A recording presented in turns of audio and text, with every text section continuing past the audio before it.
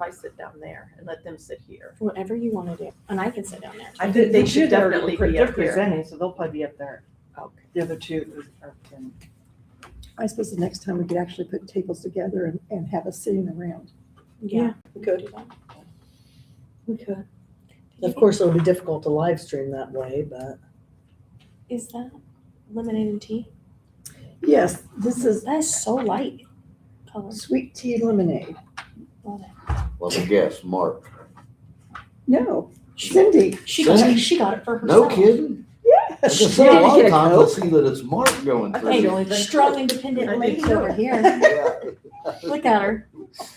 The dominator. Girl, give me your- Hello. You're gonna look down on us. I was gonna say. I know. Sorry, we were just talking about that. There We are can two bring chairs up here. You can Wait, come no, up. You yeah. guys want to come up here and sit? Yeah, you're welcome sure. to. Yeah, Okay, hey, come on up. I guess we Why should don't also I say go that. back So it's, there and you guys take Sit this there, too? or we could bring So a that chair they're down down here. here. do we want to call to order that it is an RDC APC joint meeting? Yes. So for the APC side, sit by me, Paul. I'd like to call to order a meeting. And RDC wants to call the meeting to order also. This is a joint notice Okay. of meeting, of a Good. joint meeting. Everybody here. Yes. Yes. I'm sure we might have more people like popping in maybe, Maybe. but I feel like this is so good. Well, welcome to Ben. We know Yes, Ben, yes, who's with HWC, but we haven't met, at least I haven't met in No. person. Brian. My We first spoke time on the meeting, I phone, was- yes. Hello. I'm Cindy. Hey, Cindy. So do you want to introduce, how do you want to do it? You want us to introduce ourselves first, just so you have a name Sure. with the face? That'd be great. Denise, why don't you? Hey, Denise, we can start with you. Yeah, I'm Denise Routzen. I am on the APC. Okay. So, And I'm Cindy Mason, and I'm on the APC and the RDC. I'm Kaylee Carnahan. I'm on the city council, the APC, and the RDC. I'm Eric Swank. I'm on about everything. You're on, tell them what you are though. Another That's one. not, what is Yeah. your title? Eric is our Director of street Public man. Works. Oh, The okay. Director of Okay. Public Works, yeah. Yeah. He's our big toe. Yeah. Big toe. Paula Clark, UZA and APC. Yep. APC. Yep. There you go. You're like me, I was trying to figure out what. I do the same thing. Just tell me when to come. Yeah. I'm Joanne Brober, I'm the clerk treasurer, and I'm on the RDC. Great. And then we have the mayor here. This is Larry Grant. This is Is she Brian. again? And Tim, oh, and Tim is on our, Tim Kemple is here and he is on our RDC. RDC. Yeah. Also the homeless guy living underneath the bridge. Stop. This is live, isn't it? Yes, it Yes, is. Yes, we are live.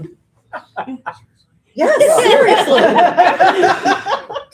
It's All over fine. the Facebook page is going wild, you know that. Oh, You know how bashful I am, you know. There are 3 people watching right now, so. So Ben, do you guys want to introduce yourself? Sure. I've been Disman.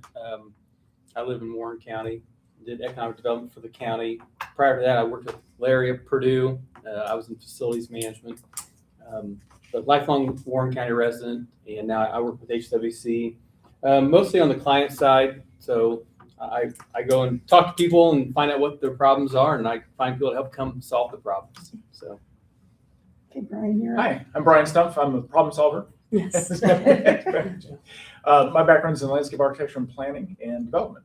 So wear too many hats, as my wife would say. But just kind of the progression of my career has been starting with design and things, and then been worked in the public sector. When I first moved to Indiana, was a planner down in Monroe County. So got some good public sector experience there. But then my background has been with working, essentially getting earlier and earlier in the development process. I went from landscape architecture into planning into becoming a developer. And so way back in 2002, I went to work for Estridge Homes in Indianapolis. It's a local home builder. They built about 8,000 or 10,000 homes in the Indy area. But I designed their communities and got all their entitlements and everything done that way. And very passionate about neighborhoods and creating great neighborhoods. And then went out on my own. And so we've got, my wife now controls our 2 companies, 11th Street Development and Civic Blueprint. So we've been working, we work with her on projects as well. So I came on board HWC about 1.5 years ago. HWC was the engineer for my developments. So, and then we'd also teamed together on doing ordinance work. And so the skill I bring together is just knowing all the different nuances in ordinances. So part of the reason I came on board with HWC is I actually run a department that's focused on writing ordinances, on-call planning services, and development projects. And so this is a dedicated, specialty of the company. It's not just, oh, well, we can update ordinances because that's what a planning firm should do. And so it's something we take seriously. That's what attracted me to it. And so my time is sort of split between writing ordinances for communities to help them have rules that bring about the development they're looking for, as well as doing development itself. That's awesome. That's amazing. So it's fun. We're so glad you're here. Never a dull moment. Yeah. Well, we have two projects that we're working on, and one is the development of our ordinances. We want to get them up to snuff because it's been a long time. I don't know for sure how long it's been since they've actually been updated as a whole unit. I think 2012, maybe. But we're not happy with the way they are right now. You want to, I mean, I think the zoning, is that what you're talking, is that what you're really, so it's, hi, this is Kyle Nosp, he's on our APC. So he is, and he's also a business owner in town.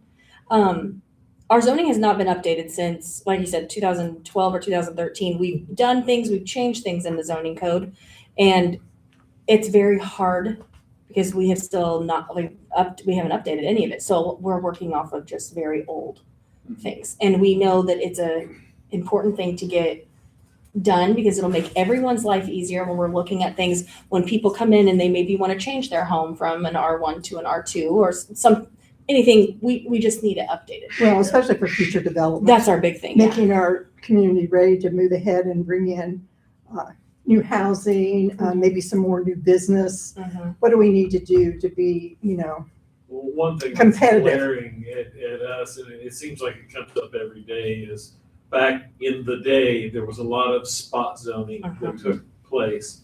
So we've got, R3 here, business here, R1 here. So there's a lot of. It's very mixed. Yes, Yeah, it's yeah. very mixed, and we want to go back and correct some of that, because if it's not being used as R3 right now, maybe there's no reason for it to stay R3. If it's not business right now, it probably doesn't need to stay business. Nobody wants a car lot opening up next to their house on a residential lot or in a residential area. So Larry's been very really passionate ran about into this, I feel like, for a while. That we just with the spot, yeah. It keeps coming up. Yeah, it does. That's- It's something yeah. we're battling a lot right now. And we just, for everybody's sake, we just need to fix it. It just needs, we need a clear new map. And as we move forward, changing some zoning or people that want to get rezoned, it's just a lot easier to be able, honestly, to be able to define that for people too, or instead maybe, I know that we've got it online, but to make it even more clearer, it'd be a lot of help. Well, no, and to your point, you are at risk on those parcels for somebody coming in and putting something in by right, and there's nothing you can do about it. And so that definitely is a challenge and a concern. So one of the things that would be a good fit for Attica regarding zoning is it started out as a passion project of my wife and I a couple of years ago, but we've done dozens of ordinances across the state. We tend to do Unified Development Ordinance, or UDO, where you're taking your zoning and your subdivision control ordinance, putting them together in one document, just so it's easier to use and more user friendly. But it's interesting because working with my wife, we're just having discussions, right? Because we have the same problem where we've helped communities that they want somebody to come in and do something, and then you make them jump through all these hoops because your ordinances are outdated, and all of a sudden they need to get variances or do this or that. And you're like, we want you here, really. We don't need to be putting up these barriers. And so we came up with a way a custom ordinance to update, to do a UDO that is a custom ordinance is going to cost probably $100,000 to at least $100,000 to $125,000, if not more, and take about a year, which a lot of communities simply can't do that. That's what my wife and I are very passionate about. How do we make things better to help communities thrive and reach their goals? And so we created a semi-custom ordinance, and what it allows us to do is to come in and focus on the things that matter to your community. And often that's the zoning districts and the dimensions that go with that and some of the development standards. And what we've done, and frankly, we don't worry about the stuff that we don't have a lot of control over, or at least we don't focus a lot on things. Floodplain regulations and things like that are driven by the state. Okay, we don't need to dwell on that a lot. The state's going to sort of dictate that. But by coming in, so we actually created the zoning districts based off of what we've experienced and what we've studied in communities across Indiana. So we have downtowns where buildings take a certain form, and they're where the building's placed on a lot and how big it is, and into the different residential districts, different types of commercial districts, and so forth. And so that allows us to have that base to begin with, and then we personalize it to your community, focusing on what makes Attica Attica, as far as the uses and the districts and so forth. And where this is really beneficial is that by being able to focus on those things, we can do it faster and we can do it cheaper than for about half the price of what a regular ordinance would be. And we've done this probably in a dozen spots across the state now that have done this. And it's our first case was Morristown, Indiana, in Shelby County. They had worked their planning commission, they're dedicated. They met at least twice a month for over 2 years trying to write their code or update their code. And finally just threw in the towel and said, we need help. We came in with this system, and from our kickoff meeting to when they adopted the ordinance was 140 days. And we do it, and we include the zoning map with this, so to address the concerns about that. And part of the reason, or the way that it works so well, is that before we even meet, we send out a survey to the steering committee members, and want to send to other people, great. And that looks at what are the what's working, what's not working, what are you trying to address. So that very first meeting that we have, we're getting into the details of what's the ordinance going to say, and testing how much do you want to regulate. Sometimes something will show up really high as, oh, this is a concern, but then you're like, well, how much do we really want to regulate? It's like, well, we don't, or we just want to have rules in case it goes awry. And so those are the things that help us guide the creation of the ordinance. And then we turn that ordinance around quickly. And by quickly, I mean, after that kickoff meeting, we'll have the ordinance to you within 2 weeks. And then we do, along with that ordinance, our videos.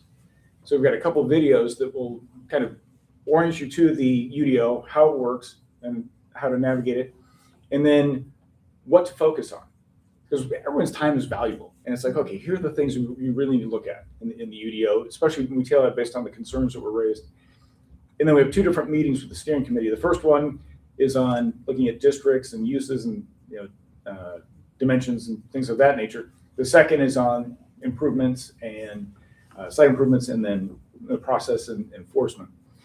And that allows, and then from that, we then turn around and create the next draft of the ordinance and review it. So we're able to do this relatively fast and get that out and then out to the public. And so it's a process that's worked out really well for communities. And again, we can tailor it. We just wrapped up this process for Flora, and they had an issue with conversions of existing homes that people are coming in and just chopping up into 2 or 3 apartments. And so we're able to address that in the ordinance. The other thing I will say that we put, that it's unconventional, but we also put in our ordinances, are property maintenance standards. So while a lot of zoning and development codes are future focused about development that's coming in, it's like, okay, yeah, but we need to be able to help out our citizens that are here that are dealing with nuisance issues. Like somebody, not maintaining their yard, or they start storing a bunch of junk in their yard. And so we have property maintenance standards that are in the code, as well as most places, and I guess your ordinance is probably the same, where the only tool you really have is to take someone to court to try and get enforcement on that. Well, the state law changed, 7 or 8 years ago to give you a lot more variety in how you do that. And so we give you all those options, or the ability to use those tools. And having used it myself at one place I was working, we had, a simple ticketing process where you send out a warning letter and they blow you off, great. Send out a citation number 1, it's got a $100 fine or something. All of a sudden it's like, whoa, that gets their attention. And especially for some of the things we often deal with, the grass complaints that happen in the spring, or other things like that. We don't have that. Oh, okay, good. Did you see the biggest eye roll come right here to me? We don't don't have Dunkin' yards, do we, Eric? No.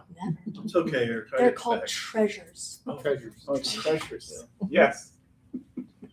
Sorry. I can appreciate the treasure. The treasure. I've seen some homes Never with quite know. a collection of treasures. Yes, yes. You mentioned earlier you've had some battles, and maybe without getting in specifics because we're recorded, Yeah. but maybe the gist of some of those battles just maybe help orient. I don't necessarily think I don't think it's necessarily people. I feel like it's more of like on the maybe I'm wrong, like the administrative side. So if somebody's calling me, I've had a lot of phone calls. I feel like, and I know you have, probably you. I don't know, maybe all of us, where people are asking like, really, hey, what am I zoned? We had an issue just downtown. I literally took like 5 or 6 phone calls about it. What am I zoned? What does that mean? Where can I find that? And it's just not, my thing is it's more, I'm not having a battle necessarily with that. It's more internally, like us just making sure we're prepared and we have that information readily available to give to them. It's more, that's what I feel. Do you feel like that? I think there's been some issues, just the fact that a property was used as a business and the property was sold to another person. This is in a residential area. Mhm. Residential, Mhm. historic residential. And the person came in and it ended up being a place where a lot of cars were held, as in a used car lot, but there was really never any activity going on that I could ascertain. I agree with that. And that was an issue. A lot of people were upset that business that really didn't have a lot of business there was there in their neighborhood, in their backyard, in their front yard. It was on like on the main, like a main So, street. so that was an issue. And Wait. Raise your And I hand. think to correct that, I think we're in a situation right now that that's something that could actually be corrected, so we don't end up, or has that been corrected? I think that one's It's- correct. That one's been corrected. Yeah. And rezoned. But That one has one's been. of one of our local citizens. Right, Yeah. right. Yeah, That one was good, but that's a great one too. That's a good example because that was like 10 years. I don't think it was that long, Was it? but it was at least 4 or 5. It- Yeah. it It seemed- seemed like It it was was. quite Yeah, a okay, while. maybe that's what it was. It seemed like it was 10 years, but I think they probably hear more about the negative side for people maybe upset about that the zoning. I just hear more questions, and sometimes it's very difficult when we have changed things. If you probably were to go, One of the things that we don't really have a good, what I call zoning map. I've got a rollout map in the office in there, and anytime anybody calls, I roll that map out and I say, well, here's what I think it is based on what this map says, but it's not been updated for several years. If we could have an electronic map that had an overlay of the zoning throughout the city, that'd be great. We use Beacon Schneider pretty heavily to look at lots and lot lines and things like that. If there was an overlay for something like that, that'd be wonderful. Yeah. Tippecanoe County does that on Beacon, do they? Yeah. on the zoning overlay. That's Or nice. A way that, we could change it as things are rezoned. Yes. Or Yeah. things are zoned for new business coming in. But with the current map we have no way, it's just it's just a printed map, or we have it Yeah. digitally. I've got it on my. I was just Right, researching that, was it yesterday, Larry? We were going back to 2002, trying to look for an alley vacation. Well, to that end, on the map, I get, but to that end on the map, that's, and just the deliverables of this. 2 things. Number 1, for the ordinance itself, we give you we do it in Word. Mhm. We want this to be accessible Mhm. to you. Believe it or not, there are consultants that give you a locked PDF as your deliverable, which I think is just criminal for a public ordinance. Yeah. So we give you the Word file so you can change it in the future, because it should be something that gets adjusted as we're like, oh, this isn't working, let's fix it. And I encourage every community to just kind of keep a list of little things that, oh, here we go, once a year, do an update. Like, oh, here are the 3 things we need to change. But we also have a PDF of the ordinance that's word searchable, it's hyperlinked, things like that. So really easy to navigate.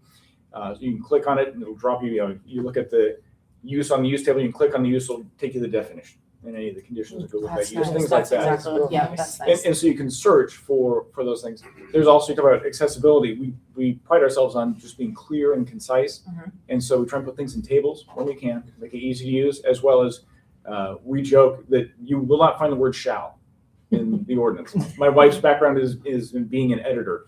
And when she started helping me with ordinances years ago, she's like, what are you doing to your poor clients? As far as the legalese and planning jargon that was happening. And so she's beat that out of me. And we have, no, because it's like, you shouldn't need an attorney to read the ordinance to know what it says. Yeah. And so we try and keep everything distilled down to nice, clear language. And it's so funny because we have these debates where we're like, how do we simplify this even more? And you just realize how much filler gets used in some of these ordinances. You're like, that must have been paid by the word because it's insane and it's hard to do. And then on the GIS side, so on the zoning map side, it'll be an electronic map, and we give you the shape files and everything else, so you can put those on Beacon and use those. And the language in the ordinance will allow you to use that electronic. If you put those on Beacon, it'll allow that to be your zoning ordinance, so it's easy to update. When a rezone happens, hey, we changed this. I just want anybody that's looking for, I don't know, a developer coming in, or we have some properties that we want to develop into something more. We want it to be ready for Yeah. somebody that wants to put money into our community. And Because we are growing. Yeah. I mean, we have when you come in on 28, you can see the new development out there that's been happening within the last 5 years. And so we want to be ready. We want to be proactive instead of reactive. Mm-hmm. And for us to be successful in today's market, that's what we have to do. Kyle, Sorry, what? Kyle, sorry. Well, no, I was just gonna ask a question of, so would it be fair to say we need a foundation? So when I say a foundation, there is really not a constant point of consistent information and who can access it. So and I have a weird position here because I get to see it from the political side and then the private sector side and then the attorney side. So even Judd had talked about in some of the previous meetings, do you guys go back and scan old stuff? Because that was one of his concerns is, would you go back and scan old ordinances to bring things up to date, is to know XYZ parcel was this and such? Or is it just an outline for us to navigate the future? Yeah, so That's a good question. so when it comes to the zoning map itself, is that about Well, about ordinances? arguably all the above. Okay. Because so one of the things that Judd had brought up was, let's say parcel number XYZ on, 1997 was approved for an R3X. Well, there is no documentation on maps or you'd have to literally go back to that Mhm. ordinance to find out that parcel. So the short answer is no. Okay. And the reason I say it is when we look at our philosophy on the zoning map is if we try and reflect what's there on the property now. And if there's something you like, we want everything, if it's something that you want to keep, you want that use to keep happening, we want to put everything in the appropriate zoning district where it's a legal conforming use.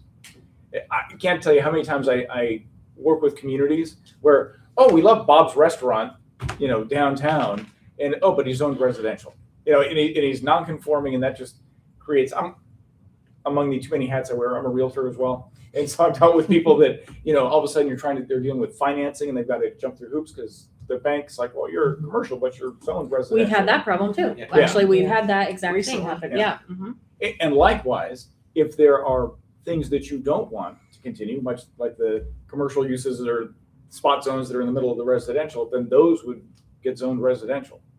And that would be intentional. But you can't unzone someone, correct? If That use, their grandfather, if they are a legally established use, they're grandfathered, but absolutely their zoning changed. They were C3, now they're going to be R2 or whatever it may be. Mhm. And for a prime example of that is in Morristown.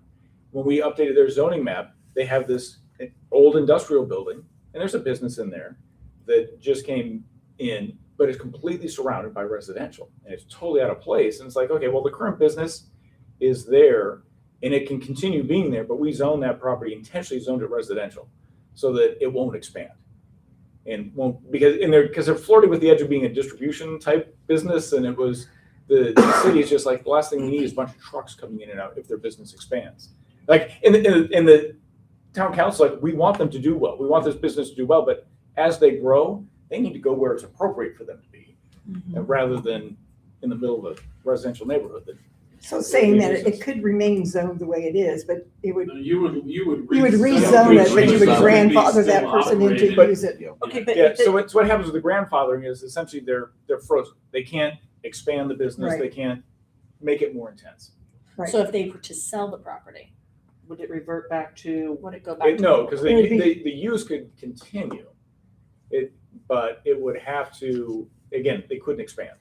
so if a business is in a residential area and they sell, Mhm. they are not gonna be reverted to residential, it'll be, No, but they get to jump through the hoops of, well, you're a business and residential district, and have some of those headaches as well, but Okay. they would still be allowed. You devalue the property if you changed it. So if you bought it in 1980 at commercial XYZ and now you bump it back to residential, isn't there a certain amount of, like, you can say you can't make it bigger and all those Yeah. things, but like in some of our circumstances, you can't undo somebody either. If they're legally there, then you can do it. The other part that comes into play, and I've seen this firsthand, I thought it was very clever. There was a gas station. So when I first moved to Indiana, I worked down in Monroe County. There was a gas station that was really out of place in this residential area. Wasn't used as a gas station. Kind of had some shady businesses going in and out. And so one of the residents leased it for 13 months. Like, interesting. He leased for 13 months and did nothing with it. It was essentially abandoned for 13 months. Well, the non-conforming requirements identify if a use has been abandoned for a year, it loses its non-conforming status. It then has to comply. That's smart. And, and it went to court and he won. And I was like, wow, okay. But that's why. So that's why I always warn places that, oh, we love this restaurant. I'm like, well, then why is it in the wrong zoning district, right? Because you're making it difficult for them. If you want to go away, then it needs to be non-conforming. If you want to keep going, let's put it where it belongs. Is there a way, for example, some of the spot ones that we're talking about that was like a home that maybe is labeled a business, but it's not a business anymore. The people there are not running a business. Is that something that we could ask them to change their zoning, or could we request? You have the full right. So when you do, as part of this process, we would update the zoning map for the entire jurisdiction. And when you do that, you don't have to notify people individually. We do not. No. When you're doing a wholesale map revision, you don't have to notify individual parcel owners. And part of that's because it can be burdensome. We're helping a county right now that the planning director is like, oh, it'd be not, if anyone's zoning's changing during this process, we should let them know. I'm like, okay, Larry, we looked at GIS and you'd be notifying 4,800 people. He's like, okay, maybe we'll just do news press releases and other things. But Okay. from a legal standpoint, you don't need to. Okay. And so often during this process is when you clean up the map. So would it be fair to say everything that you're doing is futuristic, not cleaning anything up that's there? Correct. Yeah. And that's what we with need the- help with the We've cleanup. got two problems Yeah. though. Mhm. This doesn't check the box for cleanup per se. Correct. I Which would I'm agree with not- that. No, but it does put what it does have that most zoning ordinances don't have is those property maintenance standards and things like that, and the enforcement tools that you can begin to. enforce cleanup. I think our thing is looking back at the past ordinances that maybe we haven't done a great job of. all through. Yeah, like looking back and say, okay, Kaylee changed her house to a B1 because I have a business there. I don't, but I have a business there, but I really don't. I need to change it back to R1. It's something like that. But whatever it was changed to, I don't think that we have, like, unless we go back and read the ordinances, right? Is that what That's you're what Judd thinking? was saying. That's what Right, that's right, exactly. Right. I think that would be, And that's where a it gets in the weeds. that's It's a whole other issue, difficult. because that would literally be going back to 2013. But this would give us the tools moving forward to Yeah. keep that from being a perpetual thing and just keep going on and on. And on. Would that be something as a group, probably APC, that would be an APC thing to go back, right? Or to have it, I don't want to make Judd do that. That's a whole other thing. Yeah. Because that's way too much money. You wouldn't, in my opinion, you would not want to take on, like, I think that there's like almost 3 chapters to this. Like, Okay. this checks the box of moving forward Mhm. and being able to fix that, like, overall site plan. Okay, like if our city, we're gonna develop a site plan. I mean, am I correct? Well, I'm listening. So help me. So, Go with your other. What I'm trying to. Okay. I want to understand your boxes. okay, then the next chapter of things is you almost want to, in my opinion, you almost need to go, I don't think the city could afford to pay an attorney to sit and read every meeting that has gone on for the last 15 years. Right. It's just, okay. So in reality, you're some to deal with it as it comes. So anything that is changing zoning or going to change purposes, as far as that's when you would have to deal with, does it fit your futuristic plan? Mhm. But to prevent that, I don't know that you correct me if I'm- Help me out. So you mentioned going back and reading all the ordinance. So what are you trying to get? What information are you trying to get? What we changed the zoning to. Accurate maps. I Just mean, the most if- accurate. if The it foundation. changes- But Yeah. if you're doing a wholesale, You're if redoing you're the map. redoing the zoning map and we're trying to put the existing uses So in the you really districts they wouldn't need to belong, worry about what no. was in the ordinance from From 1997. Just what do you You're want just there What do you now? want it to be today and move From forward? this Model. I'll give you a great example. So we just did this process with Tipton, Indiana. They're going through their adoption right now. We've got one more city council meeting and then it'll be officially approved. There was a very contentious PUD residential neighborhood that went through in the west part of town. And it was interesting because this was a big debate of, well, what happens with this 40 acres that we've approved for this residential neighborhood? Well, the residential neighborhood essentially vanished. Developer's gone away and it's this property that's zoned. And as we're going through the process, I realized, oh, we have really bad standards in that PUD. And because at first they were showing it on the map, like, oh, do we keep that? I'm like, oh yeah, we got to keep that PUD because it got approved. Like, okay. Remind what PUD stands for. I'm sorry, planned unit development. So if your zoning ordinance doesn't meet market conditions, what developers will come in and do is they'll request a planned unit development. It essentially allows you to create your own zoning ordinance for a particular piece of property. Now, the intent of a PUD is if you have like mixed uses. I've got commercial and residential and all together. What the reality is a lot of zoning ordinances are outdated and they don't meet modern development standards. And so people do a PUD to try and just get to what modern development standards. Okay. And that was the case in Tipton. They had really wide minimum lots. So for a residential district, it had to be like an 80 or 90 foot wide lot. Well, especially in that part of the state, your average lot size now will be about 60 feet wide. That's kind of that's your typical lot size now. So they went the PUD route, and that's how in doing that, they also softened some of the other language and standards that were in there, because again, the PUD is allowing you to write your own ordinance. And we're going through the process, and it was funny because they realized as we were reviewing the zoning map and reviewing the ordinance, like, wait a second, they have lower standards in this PUD than what's in the ordinance now. And they're like, we need to change that back. So we rezoned that piece of property to ag. Yeah, the property owner had gone through, the developer had gone through and rezoned it to this PUD, but the project wasn't happening. And great, you'll be ag, and you'll. What if that property owner came back and wanted to go They, back? they could petition and say, hey, I want you to change this on the map, and the city can say yes or no. And that happened, and that's part of the reason you want to get this out on your city website and so forth, because there's always a few things that you may miss, or like, hey, this is a business. But because the owner would come back later, this was done as a whole citywide Yeah, rezoning. and so It wasn't a spot zoning change, No. it was a whole citywide. and So if- he wouldn't have standing to what it was. He'd still he have can to, complain about it, but ultimately it's the he'd have to go through the the process. county, exactly. So it's the town council is making the decision on the map along with the ordinance. But if they want to come back and rezone, great, they'll go through the process and rezone the property. But in that circumstance, and I know this is in the weeds, and I'm not trying to but again, like a lot of times what happens to you, Larry, is, we got this property over here, John Smith, or, Paul Smith, whatever. Another Paul- good- Yeah, I know, that's why I picked Paul Jones, John Doe.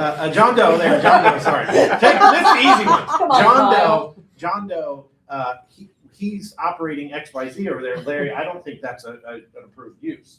Larry has to scroll through something and go, yes or no, it isn't. You're not gonna fix that. No, but do we like what John Doe is doing? And if we want to keep him, then we'll put him in a district where Right. he But they're two different continues. aspects. And You if know. not, you grandfather him. And And then, if I'm correct, Yeah. for you to unzone or change zoning, you have to have something in place, and maybe your ordinance covers this, that not like the 13-month type thing.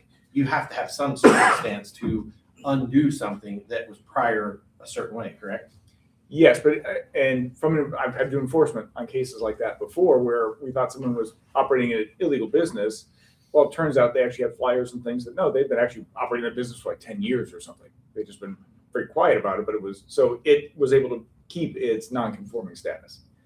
But again, you don't know until you get into the weeds of a particular case. Overall, 95% plus of any of the zoning changes, it is well within the discretion of the town council to change the zoning on properties and try and put them in the right districts. I did not realize that. And I was probably overthinking it because I was going down the same line that you were, Kyle. Mhm, me too. That, oh my God, we gotta go back and read all these ordinances from the last 20 years. And how are we gonna reflect that on the map? But it really doesn't sound like that matters. We look at the map, we look at the city, and we decide what we want each parcel to be zoned. Mhm. And we do that regardless of how it's being operated Right now, today. yeah. And if you're already there operating, then you've That's got okay. the blessing Yeah. to keep doing that.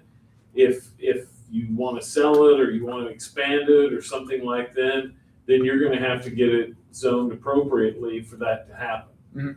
I don't- So that cleans it up a bunch. Yeah, I mean, again, if you've got uses that you want to continue, you're going to put them in the right zoning district. Well, yeah, but you can't, if you have a gas station, and it's a gas station, and they sell it to John Doe, that you can't un-gas station it, it's still within the use. Yeah. Now, if they want, and that's where I think you may be missing, and we gotta make. I know, sure we're and that's clear on what that's my problem. I think is that I think that's what we're trying to clean up, Yeah. and it's not going to clean it.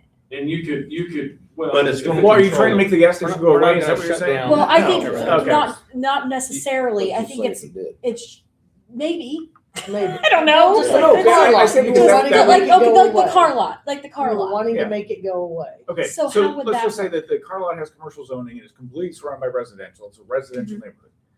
Do you want the car lot to continue? No. No. No, great. Then it gets residential zoning. And Oh. it's a it'll be grandfathered, which is the shorthand for a legal non-conforming But use. it's only That's the grandfathered technical- as long as you operate it, right? I couldn't sell that to Kyle, and he couldn't keep operating it as a car lot. Yeah, Because yeah, you're you no could. I longer believe- no. grandfathered, right? The use is grandfathered. That's- Not, it's okay. not, it's That's not not ownership necessary. based. It's It's not not Kyle. ownership, it's use based. Okay. See, I That's think what- that's where we don't want So you're that. not getting rid of the How do you car get lot. it So yeah, ownership? how do we change the Yeah, how do you actual get it to zoning? ownership? How do we fix Well, you that? change What do the you mean? zoning, You but can the change the business zoning, that doesn't continues. change the use. Okay, It's- explain the difference there. Zoning is, except in rare exceptions, zoning is focused on the use of the property. It could care less about the ownership. It could care less of whether my house is owned by me or my wife or my kids. They just, it cares that, oh, it's a residential use. And the ownership, for the most part, doesn't matter. Now, with certain approvals, you can tie the use to the ownership. So if someone comes in for like a special exception approval, you could And potentially do we've that. done that before, Yeah. where we've said, the BZA would approve a special exception as long as you own it and you operate it. But if you go to sell it, it's going back like it was. Yeah. And I say, and that's where it is. So, and those are the rare cases, right? I guess the exception to the rule. But for the most part, zoning only cares about land use and doesn't. The whole point of zoning is to have people play well together, right? In that you've got neighboring uses and not have nuisances. And so that's how that Okay. works. If the car dealer wants to sell it to some other business, and we just had it rezoned to residential, saying that the car lot can stay there, if somebody else wants to do a For a different, restaurant, can't do it. Different business. it's a different business, so I then think not. they They could can't. not, They can't. They would, if it's a grandfathered use, it's a grandfathered use. if it's meaning legal non-conforming use, it can't change use to another Use. non-conforming use. It has to change to Gotcha. again, it's still there. So unless someone wants to buy it out or there's other actions taken to remove it, it can continue, it can legally continue. But You it said can't you guys leased expand. the gas station and Right. didn't do anything with Yeah. it, and the time ran out. Yeah. I think, or So this, how do like we- what you're saying, it's gonna fix our future, but it's not gonna fix what we need to do, what the other point that we need to do, which is still heavy lifting. It's not gonna be an easy fix. You got three problems. I'm going back to the three problems, okay? It does fix your future. Mhm. And I am for, like, I don't want anything to sound like I'm against, like, we need Yeah, no. to do what he's talking about, Mhm. like, Right. okay. But you guys also have to sit back and go, you want when John Doe comes up, okay, and someone's complaining, you to now change what's happening. We Yeah, I can't think do we that. can. But if John Doe's not mowing his property, or they're Yeah, bringing that's, and they're bringing more garbage in on the site, or things like that, there are property maintenance standards in the code that you can. right, that's, yeah. And that will but- address that. Yeah, but I know us, and I know, Mhm. and that's where I'm trying to listen to you guys Yeah. and just go, you're not fixing all. We're not You fixing our can't. other I think we problem. have unfair expectations. You can't undo 100 years worth of, Bad zoning. right, Mhm. Right, okay? right. We can only fix what we're going forward, and I think this is a good step. But at the end of this, you can't sit back. I think we're still in our same spot that we had talked. This is awesome for the future. I agree. I think we're talking about what we were back a couple months ago, where we were talking about it's going to cost us some money. Just honestly, we want it fixed now. Like that's the other thing is there are certain things that we're like, okay, even though we say it's going to be residential, and it's B1, we don't want them to sell it. We want it to, especially if it's, You I don't can't know. undo one thing. Right, yeah, can't that's, undo one unless thing. we, But- unless we ask The them to. non-conform use. So how Yeah. can- Yeah, no, how but that would can- be on B1, Yeah. right? Yeah. So it's gonna go from B1 to a residential district. You would change the zoning on it, and that's how you make, that's what creates the non-conforming, or the grandfather status. If it's B1 as a car lot, Mhm. you can't uncar lot it. Right. You Right. cannot restaurant it. Right, Yeah, yes, which is yes. his Right, point. but Okay. you can't uncar it. Right. Even if you Yes. change And the, that's what you just have That to use is understand. legally allowed to continue. It cannot expand. so what if you have, So just the way you're hearing me talk, do you feel like what I'm saying, that's unrealistic? I'm asking, Yes. okay, What you that's, just said, I okay, think, that's yes. fine. Yeah. I just wanna make sure I'm understanding. Yeah. That's okay. It's not gonna make, changing the zoning isn't gonna make the use go away. And So I, to your yeah, point, that's, But the compliance part of that may, when you've got that in the Yes. ordinance. that will give you that- teeth It's to, not- Teeth. Yeah. It's to never gonna enforce- uncar lot it. no, No, but No, but I there- but understand it- that, but if it's they're gonna doing create something wrong. standards for it to You operate. can't expand it, you can't make it well, B1, and if they're not taking care of the property, you can become the mosquito that yeah, and he's not an annoying attorney. and move away. Like, and not, maybe you are, I don't know, but like, this is where Judd would have to also kind of chime in. And this is where, on that particular property, this is where, and I'll go. See, I can't deal in abstracts. And I know, know, and that's- it's yeah. hard for me. Yeah. That's what I'm saying. But I would go in two things here, and I would probably try to say it this way. There's certain problems you just don't deal with until they're problems. Mhm, Okay? Right. We just gotta accept that. Like, we've got 100 years worth of problems. mhm. Okay, and when somebody comes in this parcel and we're disputing it, I mean, in the realm, and correct me if I'm wrong, you guys deal a lot, I mean, you're as good as whoever has the most expensive attorney. And if somebody wants to dig back through years and they can find this and find that, but like, that's not our average problem. Okay, our average problem is we need to get something, and back to point, is you need something which, a map of that people can see where the direction of the town needs to be without calling Larry or you guys Mhm. and go, hey, I'm looking at buying this parcel, Mhm. okay? Does it fit in the need or what they want to do? That needs to be without picking up a phone and calling. And if someone wants to buy John Doe's property because a car lot, they look like, oh, it's zoned residential. They're gonna go, oh, then they're gonna have to know that they have to come to here to get, Yeah. okay. And then they'll have to know that. Or there or are those it makes restrictions it- on them Yes. operating their Exactly. business. It makes it- And there's some of these places that may take care of themselves. If my Yes. house Exactly. was zoned business, Which is why we want people to. and I hadn't operated a In the right business out zone. of there for the last We want 30 them to years, get and I've make been full deals. Yeah, just absolutely. living there, sleeping there, using that as an R1. It's It's and an you R1. rezone it, it's an R1. Because there's no business operated out of it. Yeah. So, And this is where, putting on the realtor hat, where that hurts the transaction is that all of a sudden it makes it difficult to get financing. Because I'm now operating a commercial business in a residential district, which you can't do, and the banks go, well, I I'll don't get know that about figured that. out first. The So thing, those the are- thing is about what we all want to accomplish. We're not gonna be able to fix everything. But the one thing is, we don't have a perimeter or a foundation.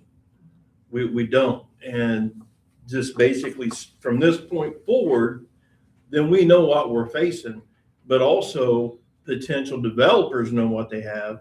And also residents, they can get on there and look instead of relying on, hey, I'll go ask Kyle. Kyle, well, I think it's a R2.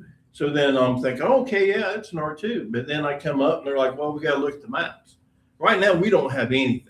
Yeah, not anything that's. And myself personally, I feel it's going to probably solve probably 80 to 90% of some of the issues we have in the aspect of zoning and potential. I talked to a member of Florida Town Board. The same issues that we're having, they're having too. People buy a building and they want to put something else in there. And then people's like, well, you can't do this. And it's the same problem. And my question to you is, in Fountain County, there's an infringement of the city, 2.5 miles. How is that going to work with our zoning? What he's Yeah, saying you're is the city extraterritorial. controls 2 miles out beyond the city Right. limit, the zoning and. yeah, so that's your planning jurisdiction. Right. So you guys control that, and that's reflected on the zoning maps. Okay. So you control planning and zoning. in those Because areas. another reason why I ask that is because across the board, Fountain County's not the only county, but there's a lot of counties that their maps and surveying posts and everything else are non-existent. So. Yeah. And like that 2 mile infringement there is something that we need to take control of.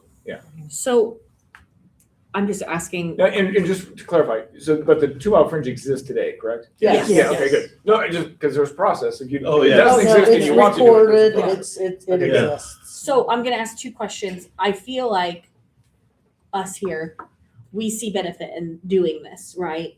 I mean, I'm just looking. Yeah, I have a couple other questions. Okay. So within reason, Kyle's always really good about asking. He's very analytical. Yeah, it's good. I feel like we see the benefit in doing. I guess my big question is, and maybe there was. I feel like, can I see this again?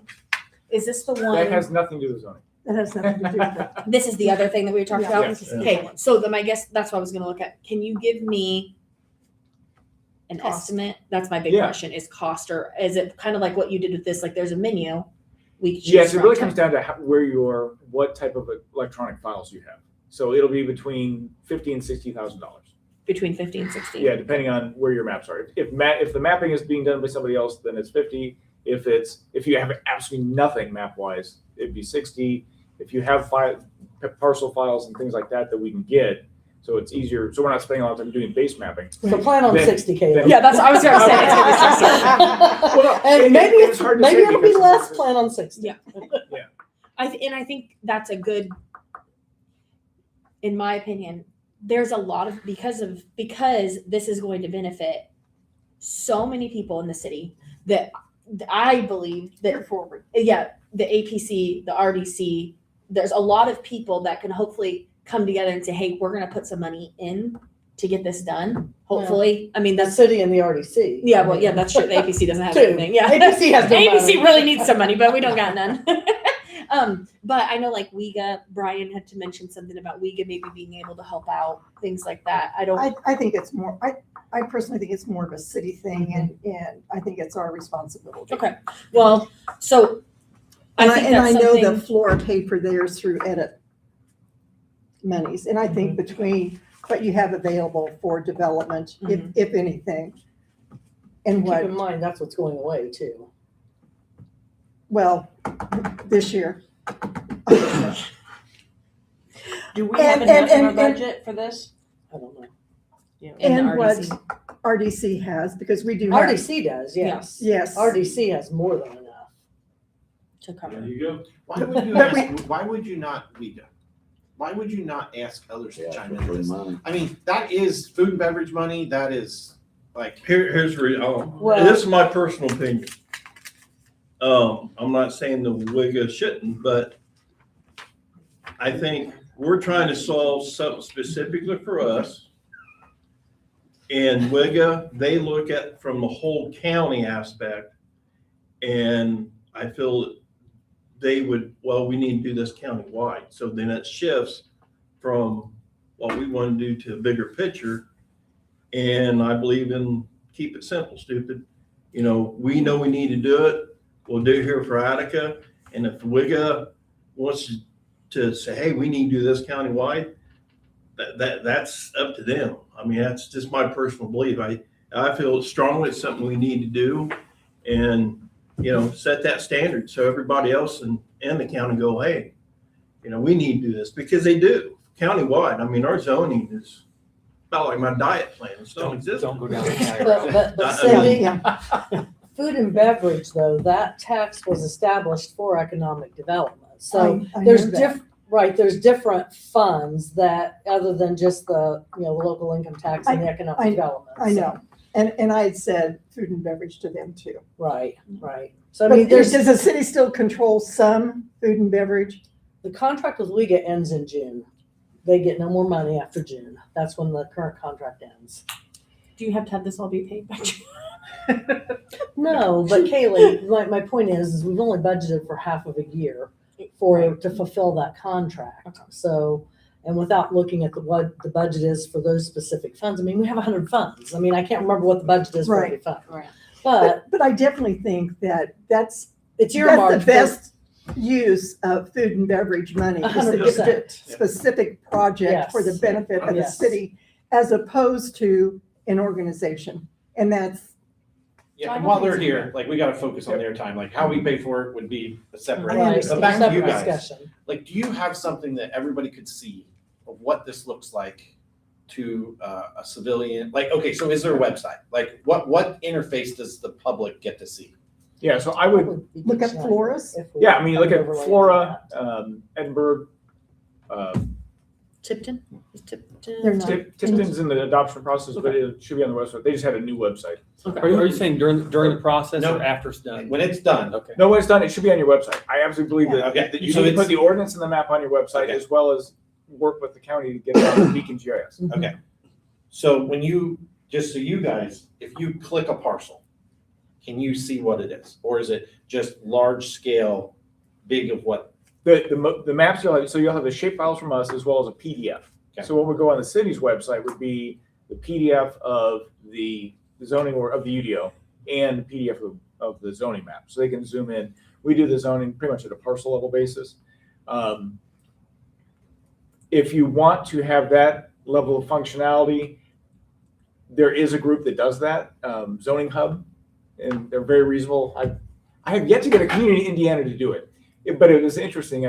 But this question about if But- they already got Beacon and they want to click on in Beacon, we should go give them the If the shape county files. if the So- county will do the GIS. It- map. In Beacon, it would just be a layer. It would show that it's yellow and it's R2 or whatever. But it's not gonna click on it. Now, if you want the functionality like clicking on it, it'll give you the details of what R2 is, then that would be Zoning Hub. And they have, This is the current It- zoning map. it's really affordable. And what I like about it, it was actually created by a planner, separate. I don't have anything to do with him, but we have similar philosophies. So the way that we organize our ordinances, we actually have a planning and zoning 101 that's in the front of the ordinance. It tells you how to use it and make it easy. But we set up the ordinance to be pretty intuitive because there's usually discussions about zoning happen in one of two ways. I'm a business that does this. Where can I go? or it's I'm in this district, what can I do? And so the ordinance is structured such that it deals with the districts and uses, and then into development standards and things that happen afterward. We give a simple flow chart of what happens. So if you were to explain, if we went here, I'm not in, like, that's not in it, like, but if we literally took crayons and colored our map. Yeah. What's different in what you do compared to that? And our map is right there I behind say, you. Right, so- that is the Yeah. map we So currently could- have. So that's your Could you official explain zone map. So that'll be online. Yep. So if it's on, it'll be one, 2 places, and depending how this comes up to local community, how they want to do it. You either have your official zoning map, maybe it's the PDF that's on your city website, it's PDF, so it's static, or you work with Beacon and with the county, have it as a layer in Beacon as well. And that can be, live time, if something probably gets rezoned, I you can don't change think- the zoning on I it. don't think this But is gonna change how the information is available. I It's gonna have make a PDF copy. I can put it on the website right now, what we have. So what are we getting? That's my question. Like, what's the difference of that and what we're getting? So you have Things will be. a PDF of the map that's updated, as well as the shape files, so you can coordinate with the county and put it on Beacon as a layer, so people go to Beacon and click the Attica zoning box. And But is there any language cleanup, any ordinance cleanup? Is there any, Yes. what's what I mean? no, so the map is one part. The whole UDO is the other one, where you're combining the zoning ordinance and subdivision control ordinance into one document. It's all updated and current with case law and. I think if I heard Kyle's question, I think he's asking what input or value would you or the team bring to helping create this map as well? Not the map, but the actual ordinance. And the Now, ordinance. the that's the foundation of what we're trying to get to. Yes, and the ordinance is 90% of this work, of the scope. Yep. So what does that entail? Like in a maybe a little deeper description of. Anyway, so it'll be 10 chapters that focus on, first chapter is just ordinance foundation, legal stuff you have to put in there to establish the plan commission and the ordinance and everything else. And that's where I put the non-conforming uses as well, the standards for those, because it addresses that transition. Second chapter is typically the different districts. And again, we've created these districts. We're not creating them out from scratch. This is based off of studying different land use patterns across the state. So we group them by type. So residential districts are all together, commercial districts are together, and so forth. And you got tables, and it's just easier to see information rather than everything being text in a long line. And then you've got uses. So what uses are permitted in the districts, and if there are any conditions. So one of the things we do is we look at typically the last 2 years of the Board of Zoning Appeals cases. Are there variances that happen? And we keep seeing the same variances over and over again. Those usually are a red flag of, oh, this standard is wrong, needs to be adjusted. Or if there's certain conditions that get put on the same use over and over again, we'll put those in there so that you're not forcing someone to go to the BZA so that they can get approval with this condition that happens 100% of the time. And then it's into property maintenance, some of those standards, and then how you address with subdivisions and down into approval processes and We enforcement. have a lot of this already. Yes, Do we undo what we have and then this goes in place? yes. Okay. This will be, this will be a repeal and replace of your zoning ordinance and subdivision Okay. control ordinance. It makes it more cohesive. Yeah. So would Judd need to give advice or clarity? Well, yeah, I think he would be invited to the steering committee. There's gonna be a steering. Here's what I'll say about that. So, yes, he will, and it's interesting, communities take a different tack. Most often, they'll have the attorney review it, not necessarily be part of the steering committee, but review from the outside. The reason being, he's got to defend it, right? Yeah. And Got it. the one thing about our system, and it was something I didn't appreciate until last year, we did this for Edinburgh. And the planning director warned me up front, our attorney is a stickler. Like, he's going to bleed all of your ordinance. I'm just telling you now, so you're not surprised when it happens. I'm like, okay, I get it. And so we work with the steering committee, get the ordinance prepared, give it to the public draft, send it to the attorney. So much, I mean, the control element, so much so that he wants to think the word files and all these things. I'm like, okay. So Julie, the planning director, calls me like, okay, our attorney's done with his review. I'm like, okay, I'm ready. I'm girding myself. So 2 changes. One was that they were subsection G instead of F on one of my references to state law. and the other was another like minor thing similar to that. And I'm like, oh, I was shocked. And then it was Julie who made the observation. I'm like, oh, it's like, well, he's like, well, you've had a lot of attorneys look at this from a lot of different communities, and you're like, you're right, we have, and that's why we really don't get much pushback on this because we've had a lot of eyeballs on this, more than a regular ordinance has had. Well, if we can figure out how to do it, then I think it's something we need to do. Well, I don't know if we need to make the decision right now. I didn't know if we But did. I think, Can we have a chat to talk about? well, I think it'd be, I want to move on a little bit to Cable One.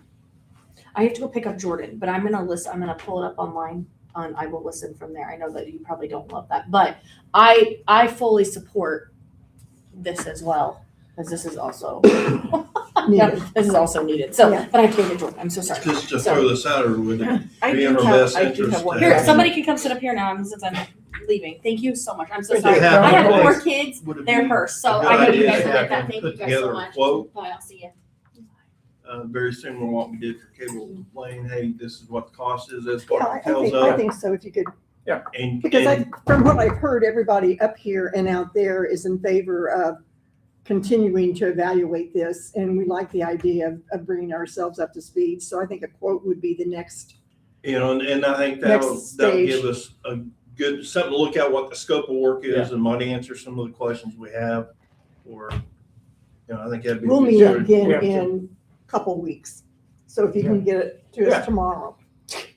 All right, I do have one question. We recently on APC did some changing of an ordinance with the R2, R3 definitions. Mhm. Will that stay the same with when you put it through? If you would like that, if that is important, I mean, Well, we What just were the did it. Well, it'll be brought up in the meeting when we sit Okay. down, Okay. right? yes, I will say that we tend to have, 5 residential districts and how we set up the ordinance. So if there's something, so those types of things, we'll want to make sure that we absolutely can refine those definitions. Okay. Those purpose statements and other elements about districts are very important. Okay. And so we'll definitely want to incorporate those. And they may be able to refine it even further, Denise. Yeah. That would be great. Okay, thanks. And one of the other things we do, and part of this is just my development background, residential, I get real granular on dwelling units. So often it's single family home, maybe a duplex, and then big apartments. And there's like nothing else in between. And so we have standards for single family homes, duplexes, triplexes, quads, townhomes, things like that. The different buildings, small apartments, big apartments, just because land use is about scale and impact. And so we want to make sure that we are addressing those, and that allows us to really tailor to your community, like where a duplex is okay. And more and more we're seeing that, and we have also put standards in the ordinance that, especially for those smaller home types, that, I've got 2 or 3 units together, as long as it's got the scale and appearance of a single family home or is in line with that, it doesn't really matter. I mean, whether it serves 1 unit or 2, and again, it depends on the community and some of those things, but we've got that ability to fine tune it that way, as opposed, because we are seeing more and more of that in neighborhoods, or just frankly, the mixes of things, mixes of types of units within a single development. Okay, any other questions? Go ahead. Poor Kyle. Keeping him in the cage. Okay, well, moving on to the redevelopment commission, we've gone over the proposal of what you all could do, and we voted on doing phase 1 for sure. I've got copies of it, when you use a copy. No, Okay. the proposal you're looking at. I've got Yeah. extras if anybody needs an So extra. everybody had this, did you guys We've bring it? not seen it. It was handed out at the last, well, it was sent to your It's the- email. Yeah, it's the development proposal for One Cable Lane.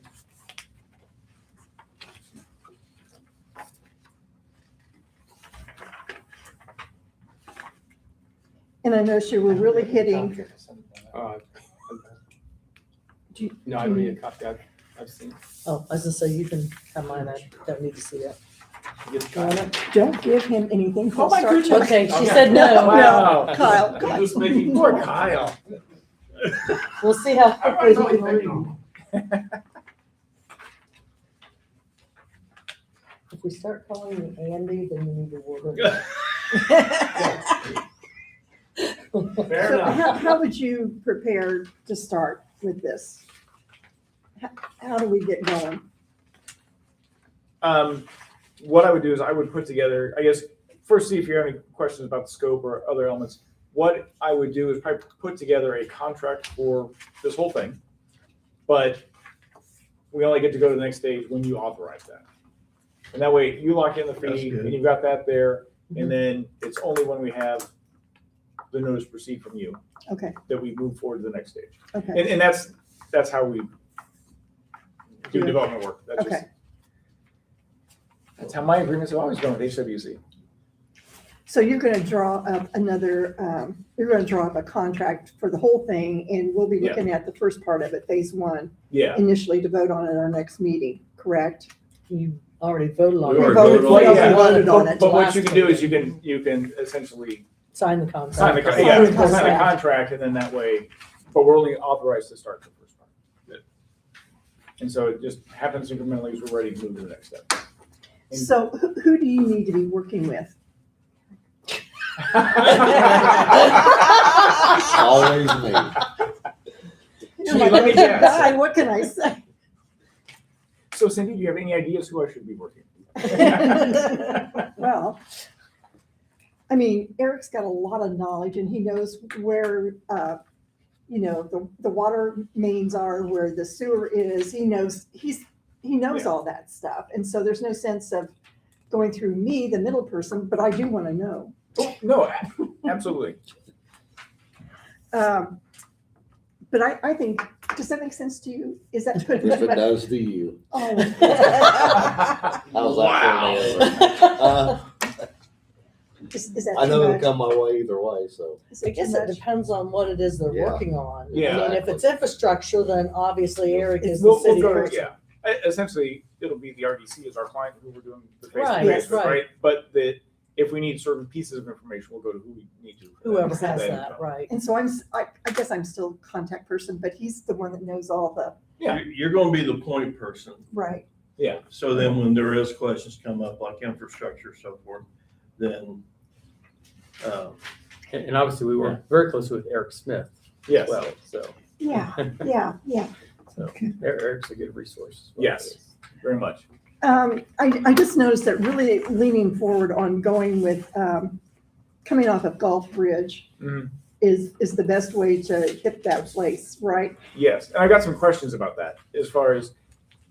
And Larry will probably know. Because we've got this development here, I guess, has there been a layout done for these homes over here on this portion, like a Yes and no. permanent plat? this area here, there's one out there that was just basically an idea. I talked to Mark Little, who's this, his original plans was to come out to right in here. That's why he has Yeah. that cross there. But it was put out there by WIGA some time ago, putting housing all the way around the golf course. But it's never been per se, let's dig into it and see how many we can fit and so forth. It was an idea.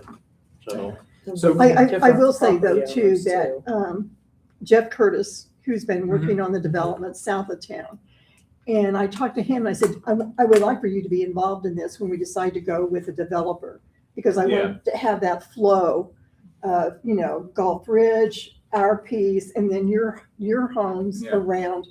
And he said, I definitely would like to be a part of that. So, Good. I mean, he's, Yeah, I've spoken with Jeff before.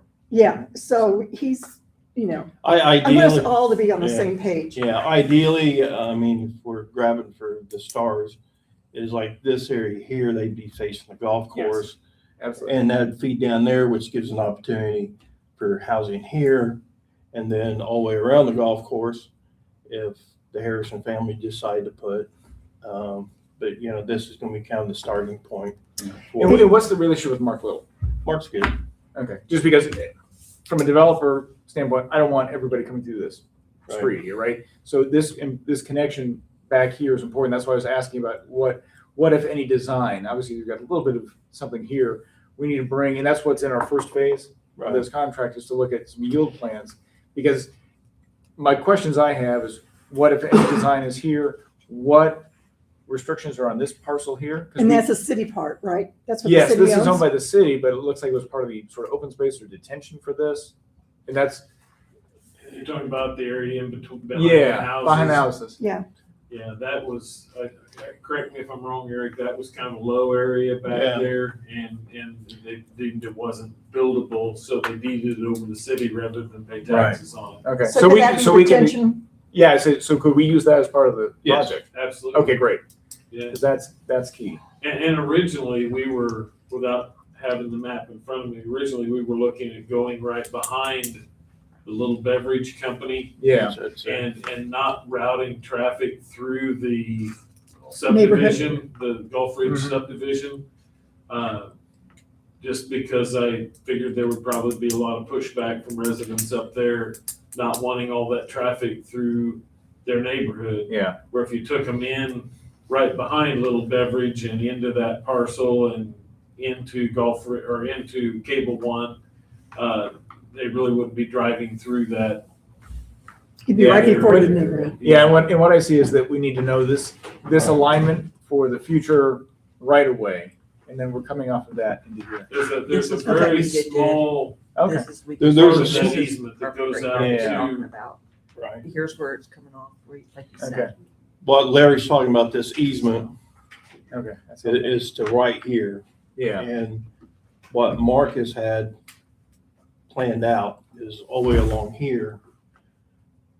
He's got plots already, Okay. lots here, 4 houses, but this is here and then we had there's. talked about coming in here. yeah. And there may be such thing that we could work a deal with Mark to widen this to get back here. Yeah, I think that I do believe that your better option is to Oh, is to come in this way. it's And more do it. practical to do that, but I just don't- I'd be really you've still upset got by that. homeowners here to deal with. Yeah, but this is really tight, and being out here with the existing I know, trees and so forth. it's- currently it is, but if you were, Mark's got a lot of ground back here. Yeah. And if he was to widen this out and give us more access to this, he could essentially make this an easy lane. He could make this twice as wide as it That's is if he exactly- wanted Yeah, to. my concern is just the amount of road that you're getting and the cost that you get. I think that it's going to end up at the end will be cleaner This house, when you look at this this as a houses. whole. Oh, and so This here, I'm just trying Entrance to, over to- no, I trying to appreciate guess what people are gonna say. how this is Well- laid out, or how Mark has it, is where if this would come all the way out, the distance from this house to that road is the same what it is on Yeah. this. So So it's. this it's lot fine. depth is what's repeated down here. You're right. So So my guess he's probably doing something like this. something for you to think about. Exactly. If I'm correct, your design work with a little bit in this project would be almost no extra. I mean, it's already part of you got Yeah. to design, right? So knowing Mark, he can get something for free. He's going to take it. Like if you went back to him and designed this as a little more of a total project, it's going to benefit Mark in that last little bit too. So you're thinking at the end of the housing? I think, yes. I think if you brought Mark. Mark is, I spoke to Mark and some other things, but this got brought up. Because he said, you guys aren't going to build anything on the backside of those houses because you can't build on. That's why the city's got it. And how he's got that laid out. He's planning, his original plan was to come with housing this way. Yeah. And to sit down with him and officially say, hey, if we do this, would you be willing to do this? I feel confident that Mark would say yes. But he's only Yeah, got, but- the easement is really small, isn't it? I mean, we're only talking about a small bit of property there that will deal with Mark or no? Yeah, the extent that we're dealing with Mark is what we need to do to get the right of way access back to this parcel, back to these 2 parcels. So, I'm not I looking can to, see, I expect, like, as you point out, he's gonna have homes that back up to this property line. Right. And I think that's kind of a given. So the question is, how are we bringing our access back here? How are we doing that in a way, in my perfect world scenario, he's dedicating the right of way because he's going to do it anyway in the future. Right. Right. So if we But can we're- talk him to just dedicate it now, then that's how we'll get our access back to the site. I mean, I'm not gonna I'm just speak, trying to play the devil's advocate. here, Well, and because- I want to say that, I've talked to a lot of people there on that street that they're going to go past, and they are in favor of that development. Oh, that's good. That's They're good. excited about it. And I had one lady telling me Saturday night, I'm really excited about this. I like what you're doing. I had another gentleman tell me yesterday, who we would be going down the other way, excited about this. I think a lot of their concern initially was what type of houses was going to be put down there. And they really like the patio condo aspect of it. and to what Kyle was saying, I mean, this is, it's gonna benefit Mark's little project. It's gonna benefit Well, ours, Mhm. and it's gonna help with future. So, yeah, I mean, I'm not gonna speak for Mark Little, he's saying yes, but I don't see a problem. Just Easement from in Mark. conversations that I've had with him on other projects, yeah. Because he's excited about what we want to do back there. And the other part for Larry and your argument and some of the other arguments is development's gonna happen back there. Yeah. So it's not whether, Yeah. and you might as well do it right the first Yep. time. You'd rather And- be in control of it as opposed to reacting to it. Well, I know that in one of the meetings we had, and it's been maybe a couple of years ago, some people pointed out that we, quote unquote, we don't want all that traffic through our subdivision. And I said, well, you did notice that there were outlets put on either end of that when you bought your houses. I mean, there's an outlet that he's looking at there at the end of the drive, and then there's one down at the other end. And it was planned to add on to. Right. This is Well, one not a of the- surprise that the streets are going to extend from that intersection. Right. Now, there was a curb at the one thing, but it's Yeah. already laid out. It's laid out that way. I think I still think that a lot of the initial concern was what was going to be put back there. Mhm. And That's, I think that's where it got brought up about there's gonna be apartments back here a couple of years ago. And that could be, and maybe if people are Well, they- assured that there's gonna be nice homes back there, and they're not gonna be something shoddy, maybe they would be very happy about it. I think so. But I really think so. And some we've talked about, that project here is a start of us to fill a gap on our housing. We have a big housing gap. Because Well, and when just people addressing the- retire, people want to downsize, there's nothing here, so they move to It's- Lafayette.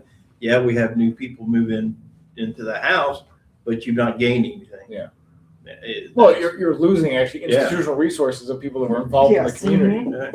Absolutely. I think it's interesting too, Larry, that neighborhood, some of them were concerned about the little road that was going to go behind the house back to Autumn Trace. That was Yeah. just going to be, Mhm. when my kids play on that street, you're not going to go back there. I don't think I we don't haven't think been it's a bothered by that at problem. all. No, It's just, and the ambulance goes back there on a regular basis, driving back there, and they don't blast their siren. No, going in no, and so out. I think it's- it'll be fine. so you as the mayor, do you address this with Mark? Do you call him up and say, hey, Mark? I would be we're- happy to. we're moving to ahead. Open that dialogue. with Or them. or is Yeah, this something that you do? Or yeah, if you give me his contact number, I'd be happy to just do one I can get that to directly. you, yeah. Okay. I would Mark's pretty easy to work with. Yeah. It benefits it. I'm gonna say this. Yeah, like, this benefits him. and you got utilities, like this is what TIF money and all that's supposed to be used for Yes. development. Yes. That's what I mean, like, he's not, little talk, Yeah. it's a no-brainer.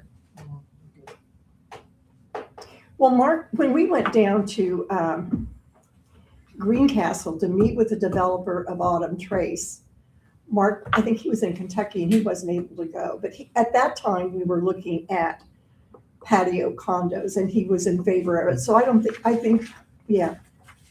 Just, that yeah, sounds just good. conversation I've had with Mark, it's, yeah. feel very positive about it. Is there anything that we need to do in the next 2 weeks, Brian? Well, I'll pull together the contractors, send me Mark's contact info, we can start getting that information together as well. I've got it. Sure, I'll grab it from you after the meeting. Yeah, our meeting is March 9th. Yeah, if there's any way that we can get the contract and stuff before that, so I'll I try to can, get that expedited so we can get that out. Yeah, we, and it really doesn't have to be tomorrow. Friday would be fine. It doesn't have to be tomorrow, as long as it's by Friday. because as a committee, we've already voted on it and passed Yeah. it. It's just signing the Yeah. contract to get that ball going. Okay, I'm just going through, checking out our first scope.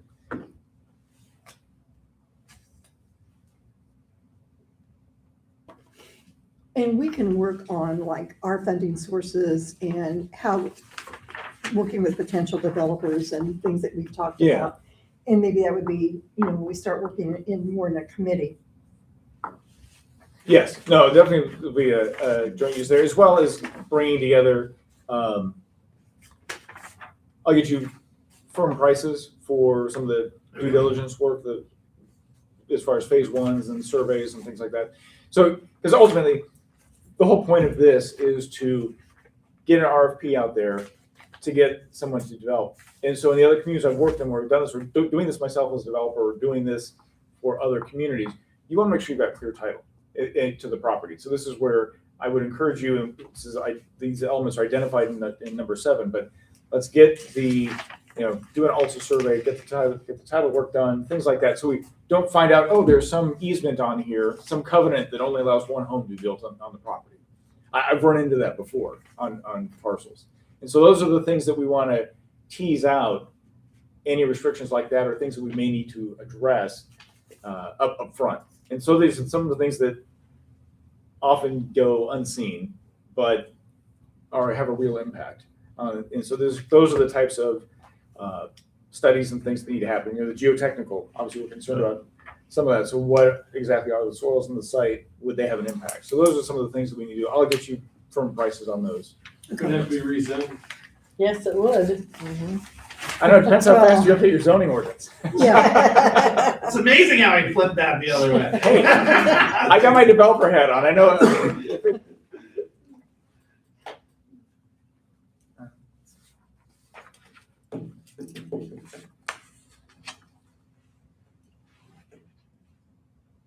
And likewise, are you aware of any work that's been done on the site already, as far as like any phase ones, environmental studies, or? With MODA. MODA.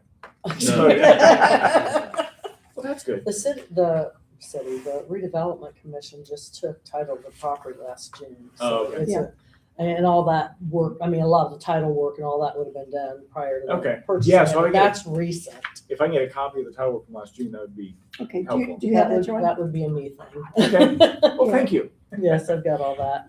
I could get your card, get your Yeah. contact information, then I'll be Yep. happy to send that to you.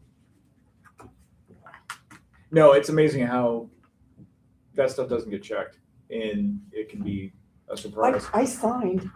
Well, no, but I- as far I'm as like some of these, you find these weird easements, or you have stuff. The city does have that easement on there, or maybe some. Coming in off You've of got a David. drive that goes back there. Right. and It's a platted drive off of Foster. But I thought there was an easement on the property though, a utility easement on the property. I thought Tara was saying that when they were looking at buying it.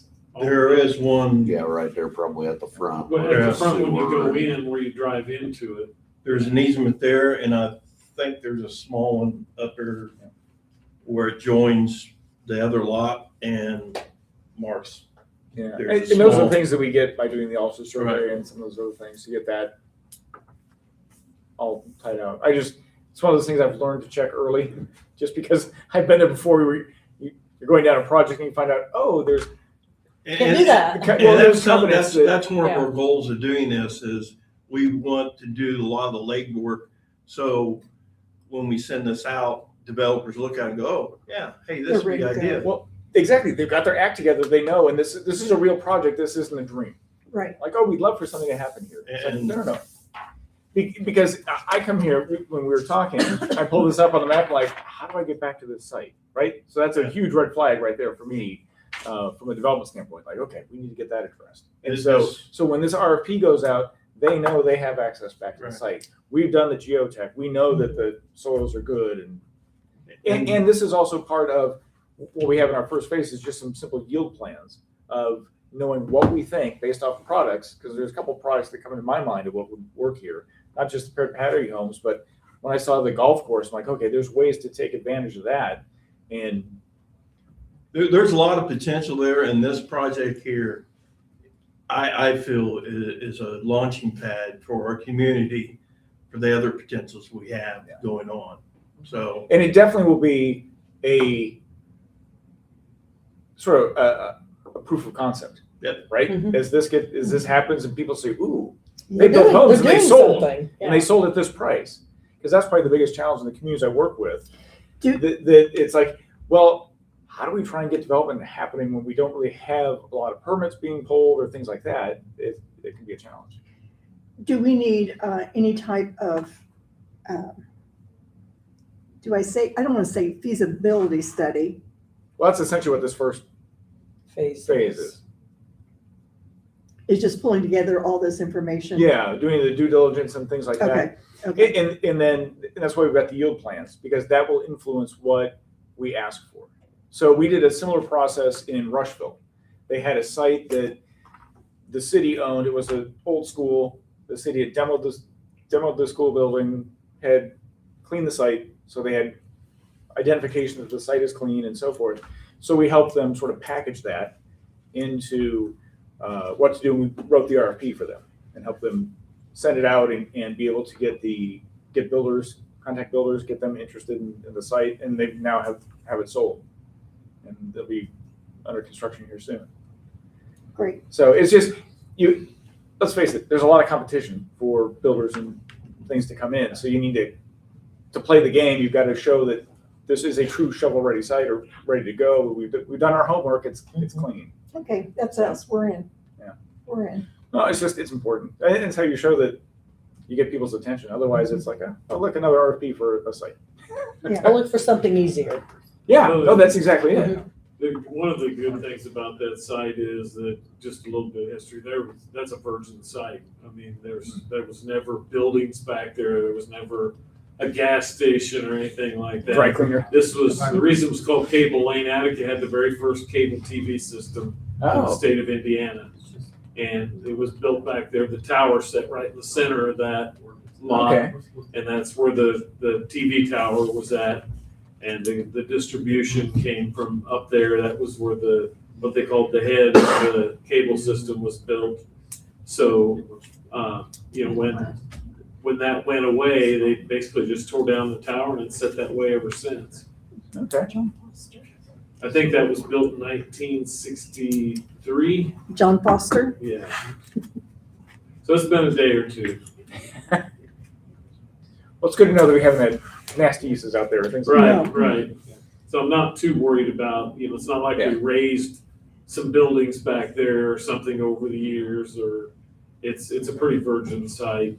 Or the things I've run into in the past developing sites, everything looks clear and you start moving dirt and, oh, look, there used to be a barn here that they just burned and buried. And you're like, And I'm not going to say there wasn't a barn there at some point. so that's probably, we actually look back at the old historic aerials as far as back as That's we can go. true. Just You to don't see, know what was there. just to see. Probably won't find too many aerials from that time, but I can usually go back to about 1936. on most Really? places. Yeah. Interesting. They get a bit greeny. There's no doubt about that, but Well, what else do you have for us? Anything? Or no. I think it was a good meeting. Time. Good time was had by all. Do you need a motion to adjourn? Yes. I'll make a motion to adjourn. I'll second. It's been moved and second that we adjourn. Aye. I love it. Thank you. contact information if you want to jot it down. Oh, I knew I should. Thanks.